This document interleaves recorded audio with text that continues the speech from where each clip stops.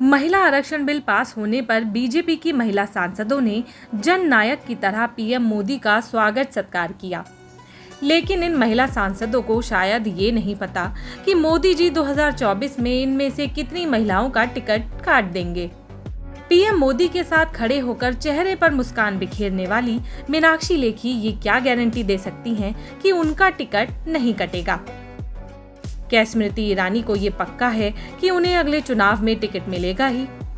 हो सकता है पीएम मोदी के साथ खड़े होकर ये जो महिला सांसद विक्ट्री साइन बना रही हैं, उनमें से आधों का टिकट पीएम मोदी 2024 में काट देंगे। इसीलिए शायद इन महिला सांसदों के चेहरे पर तो खुशी है, लेकिन मन में मोदी जी से यही सवाल है कि सर हमारा टिकट मत काटना। ये डर इसलिए भी है क्योंकि पीएम मोदी बीजेपी की बड़ी बड़ी महिला सांसदों के टिकट काट चुके हैं या उन्हें कैबिनेट से बाहर कर चुके हैं, जैसे सुषमा स्वराज, सुमित्रा महाजन और उमा भारती।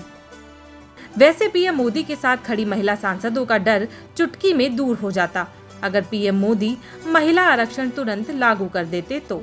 लेकिन अगर पीएम मोदी ऐसा कर देते तो वो चुनाव हार जाते, क्योंकि तब 543 में से 181 सीटें महिलाओं के लिए आरक्षित करनी पड़ती। फिर 6 महीने से भी कम वक्त में 181 सीटों पर ऐसी महिला उम्मीदवार मिलने की कोई गारंटी नहीं है जिसकी जीतने की संभावना बहुत हो।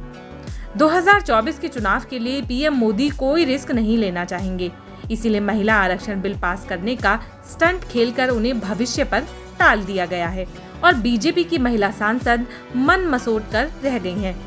क्योंकि अगर पीएम मोदी को महिलाओं की इतनी ही चिंता होती तो वो 9.5 साल बाद चुनाव से ठीक पहले महिला आरक्षण बिल लेकर ही क्यों आते? महिलाओं की इतनी ही फिक्र होती तो बीजेपी 2014 में सिर्फ 38 और 2019 में सिर्फ 56 महिलाओं को ही टिकट नहीं देती।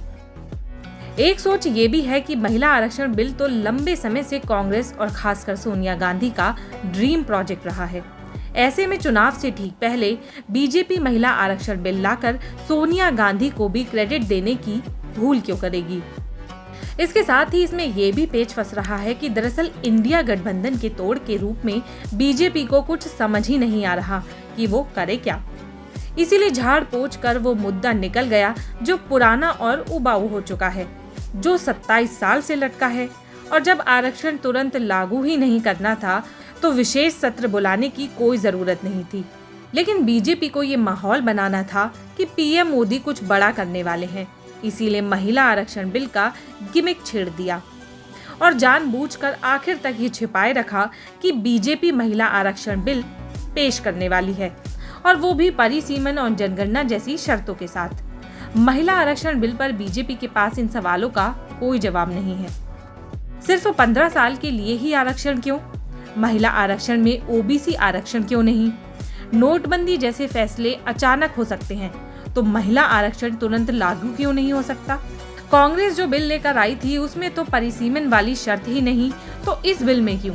महिला आरक्षण बिल कब लागू हो जाएगा इसकी कोई फिक्स डेट नहीं बताई गई।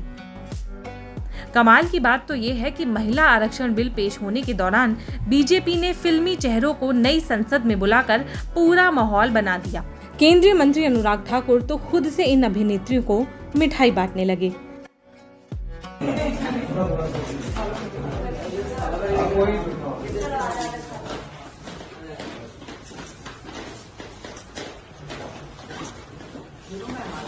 हम लोग को तो पहला एक्सपीरियंस था देखने का, संसद में पहली बार।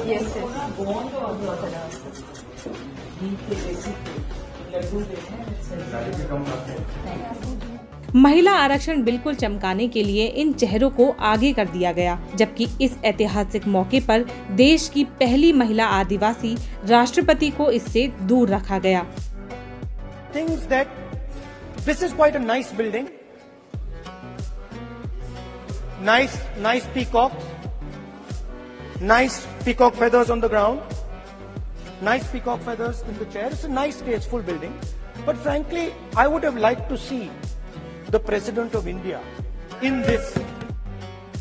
और सुनिए, महिला आरक्षण बिल के दौरान नई संसद की विजिटर गैलरी में भी बीजेपी ने अपनी समर्थकों की भीड़ जमकर लगा दी और उसके बाद तो इन समर्थकों ने ऐसी नारेबाजी की जैसे ये संसद नहीं रैली स्थल हो। इस पर विपक्षी सांसदों ने बीजेपी को जमकर फटकार भी लगाई।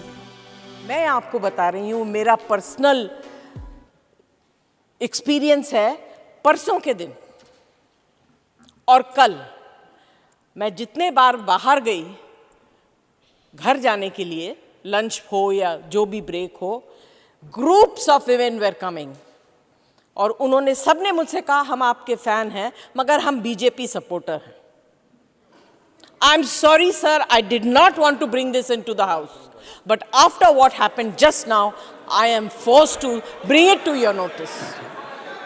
देखिए, आपको जितना चिल्लाना है आप चिल्ला लीजिए, जितना चिल्लाना है चिल्ला लीजिए। जो रियलिटी है उसको देखिए, प्रियंका, जो रियलिटी है उसको देखिए। नो प्रमोद तिवारी जी,